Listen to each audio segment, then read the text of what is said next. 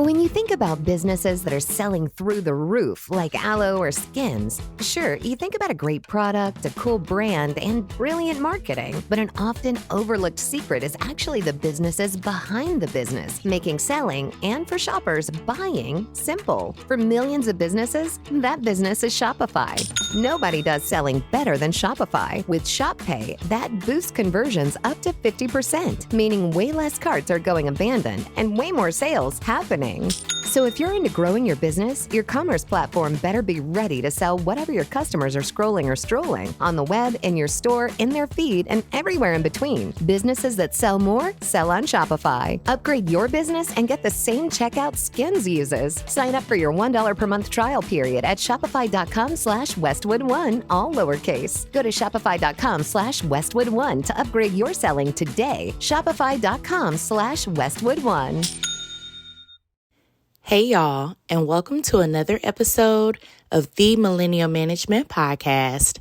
I am your host, Brandy, the Millennial Manager, and today is Wednesday inside of Patreon. If you are outside of Patreon, it is motherfucking Friday. And I just want to say, no matter what day you are listening to me, I hope that you are having a good ass day.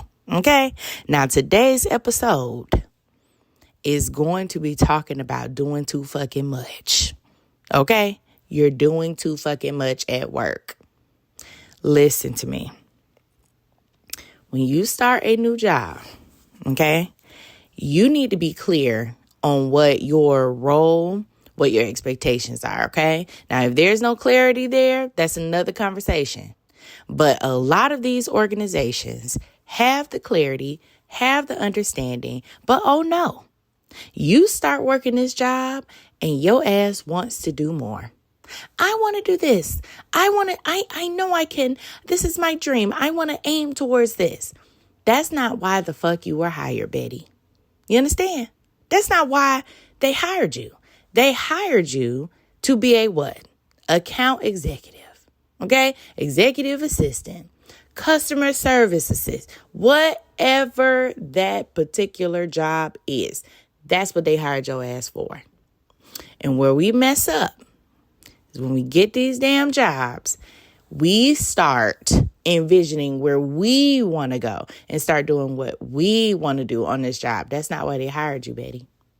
Why did they hire you? Answer the question right now. Where you are listening, ask yourself, why did they hire you? They did not hire you to take on other roles. They hired you for this role, okay? This one. But what happens is you get so locked in of wanting to either impress people or whatever your reason is, and you start doing things outside of your scope. And when you start doing that, you expect a return. Nobody asked you to do that. You actually did more than what was requested. Stop doing that. You know why? Because you're going to be pissed off. When that 90-day review come in, you're going to start talking about all the shit that you was doing well outside of your scope, well outside of your job responsibilities, not anything to do with your job responsibility. And you're expecting pay increases, raises, and they're going to say, who asked you to do that? And now you mad. Now you mad as hell. And you're upset and frustrated. But, baby, nobody told you to do that. You did that on your own. You decided this is where I want to go. This is what I want to do. I want to do this. And this is what I envision. No, baby. Envision the fucking job description. Okay? So you can stop being mad when stuff happens inside of the workplace. All it does is piss you off when you go for that 90-day review and they don't acknowledge any of the things that you decided to implement. That's not what they told you to do. Do your job. Okay? I'm going to tell you right now, if you don't do nothing else, okay, you don't listen to nothing else that I'm telling you, do your fucking job. That's what you need to do. Stop going into these positions and reimagining the role. You done created a whole nother fucking job description. That's not even what you're actually being paid for. And then you get mad or get frustrated when you're not compensated. They didn't ask you to do that. Understand? So when that compensation doesn't come, they're not, supporting you and doing all of these things and making all these changes. You can't be mad. You know why? Because you did that. This is where I want you to start accepting some accountability. Because nobody asked you for that. They told you, this is what we're hiring you for. You're going to be a lead tech. Okay? Whatever. Nobody told you to start doing lesson plans and training. They didn't hire you for that. Now, it's a different story if you are working in a situation where they are fostering that creativity, they are fostering that leadership, they are they want to push you and help you grow and all this other stuff, and then they're supporting you being able to make those changes. That's when you know you're in an environment that calls for that. But a lot of times y'all want to show up authentically everywhere. You cannot. Okay? Whatever gifts, ideas, strengths that you have, a lot of that shit you're going to have to keep to yourself. Okay? Because should I be giving this place those things? Is it worthy of that? Probably the fuck not. And you don't even know because it's your first 90 days. You have no idea whether or not this place is actually worthy of those things. You're just automatically giving them. Okay? And then you mad. Then you pissed off. Fuck this place. My manager doesn't support me. You doing some shit outside of your scope. You're putting too much energy into this fucking place. That's not why they hired you, Betty. What's the job description that you got, Betty? Say it. Act like I can hear you. Now, are you actively doing your job every single day? Answer. Say yes or no. If the answer is yes, thank you. Stick to it. You understand? Stick to that. But if that answer is no, and you out here imagining the role, no. We don't deal in imagination. We don't deal in assumptions. We deal in reality. And what is the reality of the situation? They are not supporting you, collaborating with them, making changes, edits. They don't give a fuck about that. They hired you, and then the salary that they're paying you needs to reflect that job description. You understand? And clearly it does because you accepted that position. Okay? All right. Let's read some fucking emails. All right, our first email of the day says, hello, I have a situation at work where a nurse was refusing to give a patient water and declined other staff not to give the patient anything either. She didn't like his behavior, not that he's on fluids reaction or anything like that. I reported her to our supervisor. No one came to me the next day or days after and said anything to me about the situation. I went out on approved leave for 2 weeks for surgery. That day I returned back from work. I was scheduled to work in a different unit. The nurse I reported was working our regular unit. I got a text message to my phone from my supervisor saying, Chris, I have a meeting with her today and we will discuss.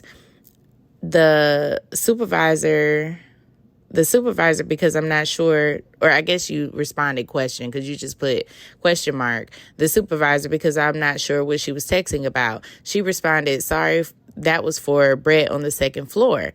Brett is the manager for a second floor. Each unit has its own manager.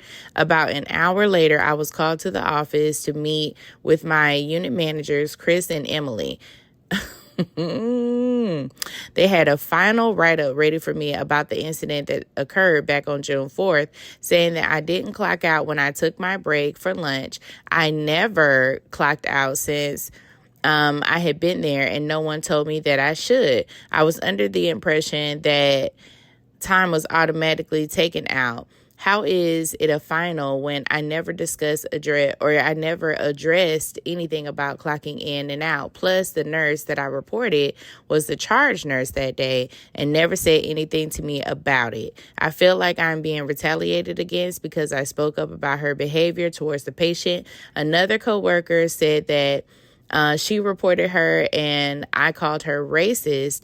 I never said that. I still have the messages to my supervisor. Do you think this is retaliation? Hell fucking yes. This is literally like a textbook description of what retaliation looks like. So you filed a report or a complaint against a nurse saying that she is not treating the patient correctly or whatever verbiage you use. You didn't say exactly, you just said she wasn't giving the patient water, but I don't know what that terminology looks like inside of your report, okay? Because you didn't tell us that. Now, when you filed that report, they responded with a final warning, okay? A final write-up, meaning that your ass is about to get fired, okay? After this, you're going to be terminated. This is definitely retaliation. I don't know if you have looked into getting an attorney, but you definitely should, because that is textbook retaliation. You file a report complaining about someone who is your superior, saying that they did X, Y, and Z, and then you leave and go on vacation, and then all of a sudden you receive a final write-up about something that you've never been warned about. There was never any. This episode is brought to you by Progressive Insurance. You chose to hit play on this podcast today. Smart choice. Progressive loves to help people make smart choices. That's why they offer a tool called Auto Quote Explorer that allows you to compare your Progressive car insurance quote with rates from other companies. So you save time on the research and can enjoy savings when you choose the best rate for you. Give it a try after this episode at Progressive.com. Progressive Casualty Insurance Company and Affiliates. Not available in all states or situations. Prices vary based on how you buy. Initial paperwork given to you about your not clocking out for a lunch or whatever. Also, there was no manager there that communicated that you were supposed to. Nobody said anything. And all of a sudden you file this report and now you being written up and given a final warning. Baby, this is textbook. You understand? So I don't know why HR would approve this write-up, because when you give a final warning, that has to go up, baby. They not just out here giving them willy-nilly. That has to go up, and somebody has to approve that and say, okay, yes. So you can't really trust that HR will be on your side if you fought it inside of the workplace.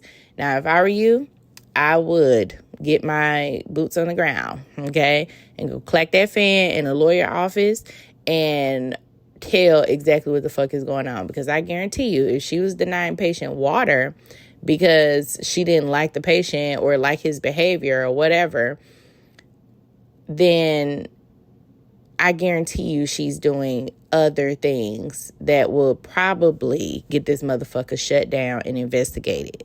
So, honey boo boo, okay, you can call the health department and make an anonymous complaint about this particular person and let, your, not revenge, because, revenge is the Lord's, okay? But you know what I'm saying. You can go about it that way, anonymously, or you can go ahead and lawyer up and go after them financially and saying that you're being retaliated against in the workplace. That's exactly what retaliation looks like. You complain, you state your issue, and then they decide that instead of actually fucking dealing with this issue, we're going to fire your ass. All right, our next email says, hey, Brandy. Hey, baby girl, what's up? All right, let's see what's going on. She says, I'm back again with a situation. By the way, I love your authenticity and I trust your judgment 100%. Girl, thank you. Thank you, Betty.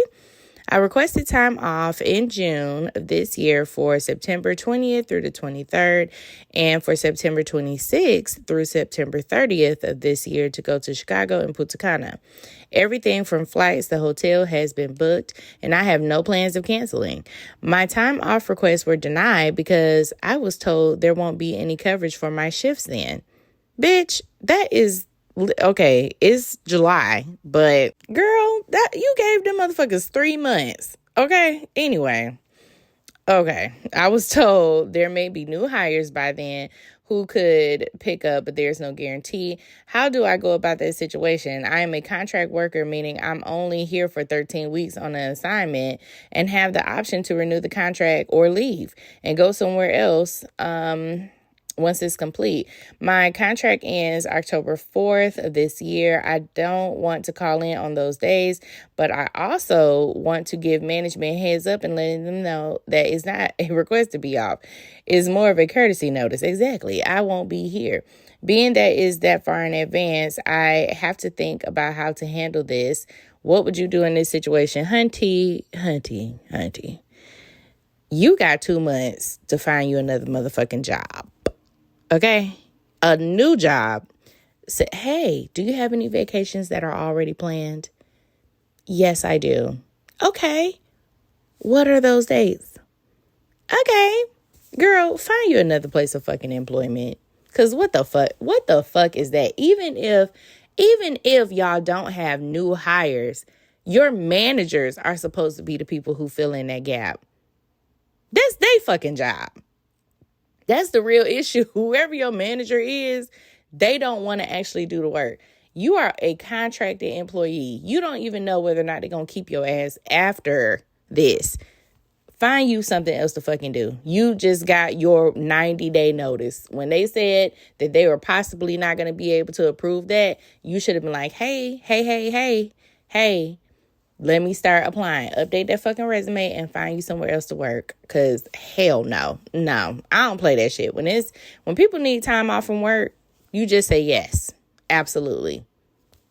Thank you. Add it to my calendar so that I don't forget, please. Because that happens. Add it to the calendar. It's automatically approved. There's no pushback. Like, even if we also do unpaid. So people have the option to go, like, take leave without pay. They can take time off without being paid or using their fucking time. That is an option.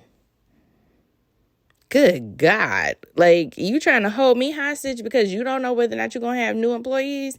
That's not my fucking problem. No, I am going out of town. Okay? That's their warning right there. So start finding you a new job. That's a fucking week. From the 20th to the 30th, or 10 days. That's your 2 weeks notice. Have a good day. And when I come back from fucking out of town, I got a new job. Okay? Find you something else to do. Hell to the fuck no. All right, let's go to our next email. This one says, hey, Brandy. Hey, girl. How you doing, Betty? First off, I just want to say I absolutely love you. I love you too, my girl. On Friday, July 18th. Oh, this is fresh. Shit, this is fresh. I went to HR expecting a follow-up discussion regarding the concerns I had raised about my experience in the ICU. Okay, she is a nurse. She's a nurse, guys. That was what I had been told. Instead, I had been completely blindsided when the conversation quickly shifted. Rather than addressing my concerns, HR encouraged me to resign, citing there's a no fault attendance policy. They stated if I chose to resign, I would remain eligible for hire. For context, I had been out on a medical absence with a doctor's note due to mental health challenges, and I work in a stress-related ICU. My physician had recently prescribed a new medication to help with my anxiety. At the time, I had occurred 7 attendance points, which according to their policy only warranted a verbal. However, I was told on Sunday that my absence would bring me to 10 points, putting me at risk for termination. What? I was still in orientation for the ICU and did not yet qualify for FMLA. I asked about the possibility of transferring to a different department, but I told I was ineligible because of my attendance record. These are the complaints I was supposed to be discussing at the HR or at the meeting with HR. Okay, so let's go through. Ooh. Ooh. All right. So let's read what the fuck she put. So it says, number 1, lack of due process and inconsistent communication. On April 7, 2025, manager AD, okay, I'm not going to say these people's names, approved my orientation my orientation schedule via email, which included night shifts. My second night on orientation on April 9th, 2025, 7p to 7a, under the supervision of charge nurse CH. Okay, this person also is not actually hired by the hospital, so she put that she was under a contract. On the morning of April 10th, 2025, at approximately 8:10, just after completing my shift, I received a text message. Lord have mercy. I received a text message from manager AD, okay, requesting a phone call. During that call, I was told to review my already approved schedule and consider switching to day shift because night shift is not used to doing as much training.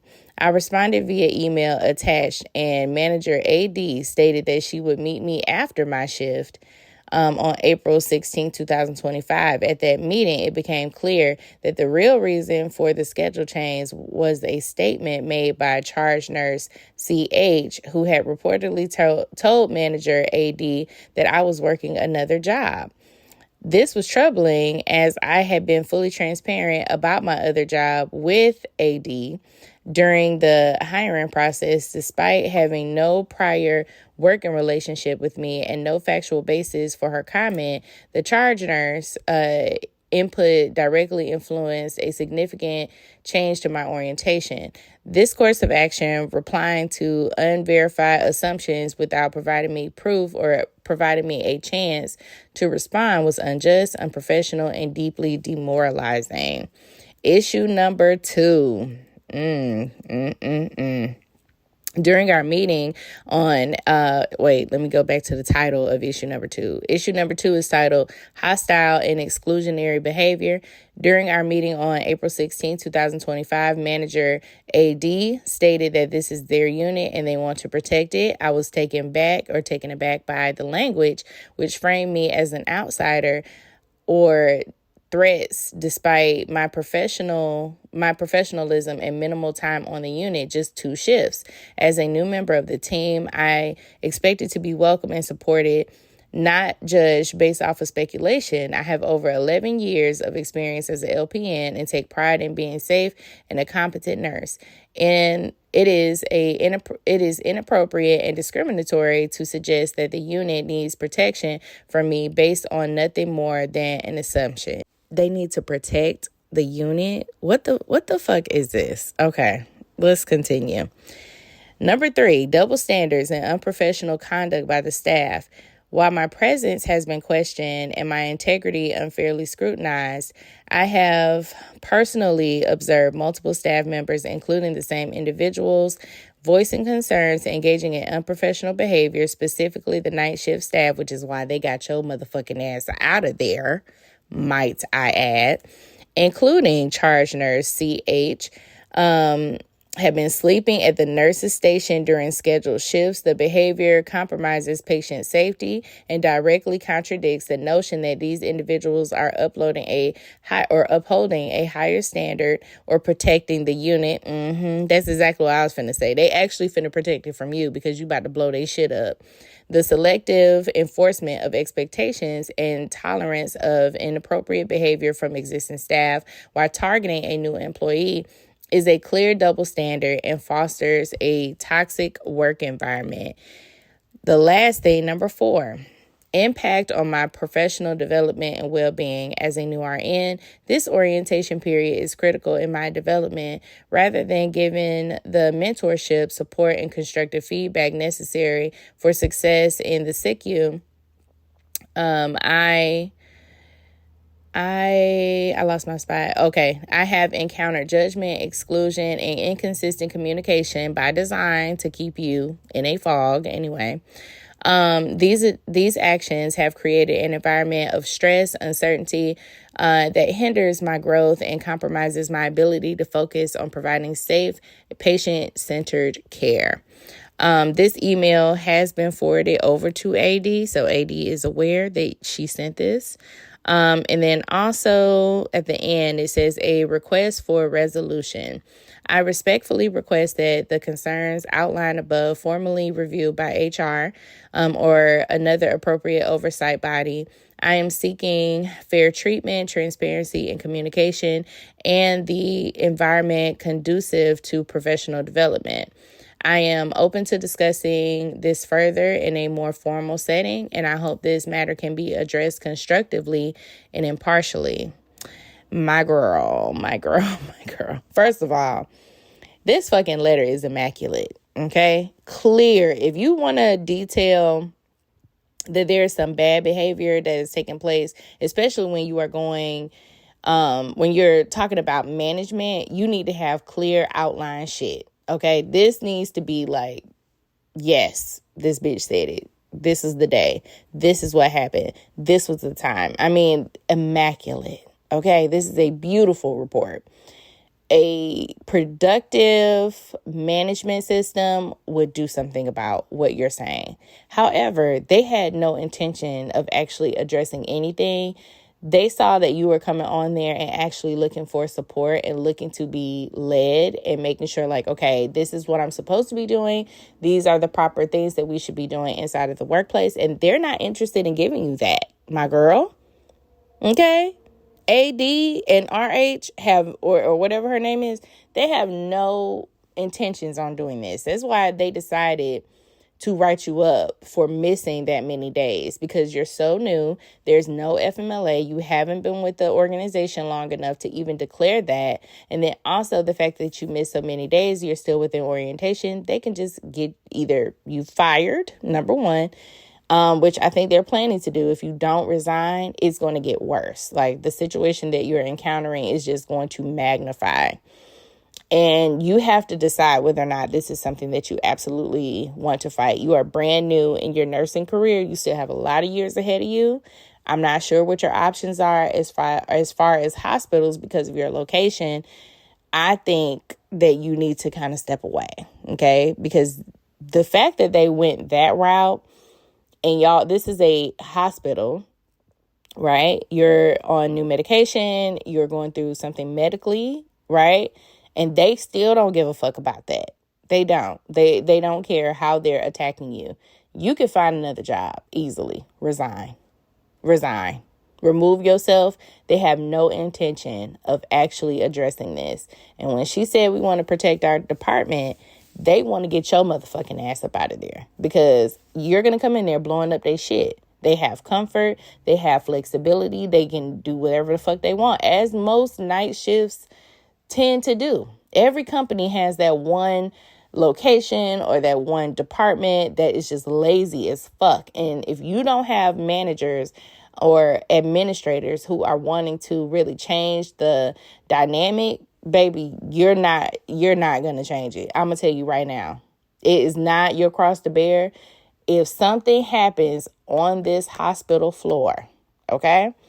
If something happens and there's a patient that loses their life, that is severely injured because of the negligence and the games that they are playing. You said they sleeping on the job. They're doing all this type of shit, right?